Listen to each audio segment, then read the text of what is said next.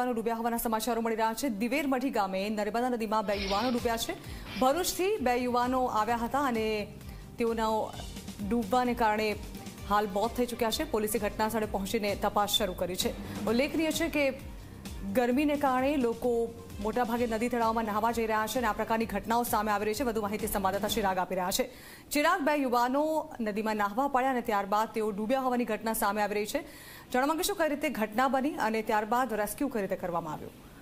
બિલકુલ ઝરના, જે પ્રકારથી વાત કરવામાં આવે તો હાલ રાજ્યભરમાં જે ગરમીનો પારો છે એ વધી રહ્યો છે, જેને લઈને અનેક સહેલાણીઓ છે એ નર્મદા અને ઓરસંગ નદીના કિનારે નાહવા જતા હોય છે। ત્યારે આજે બપોરના સુમારમાં સિનોર તાલુકાના જે મઢી ગામ છે ત્યાંથી નર્મદા નદી પસાર થાય છે। ત્યાં કેટલાક જે યુવાનો છે એ નાહવા માટે ભરૂચથી આવેલા હતા, જે દરમિયાન જે 2 લોકો હતા તેનો પગ છે એ અંદર ગરકાવ થઈ ગયો હતો, જેના કારણે બંને લાપતા થયા છે।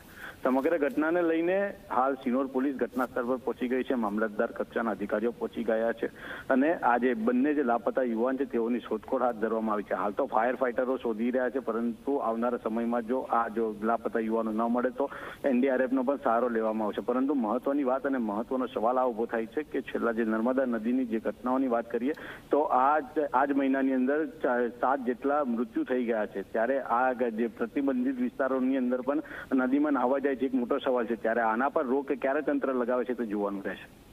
જી બિલકુલ, આભાર ચિરાગ।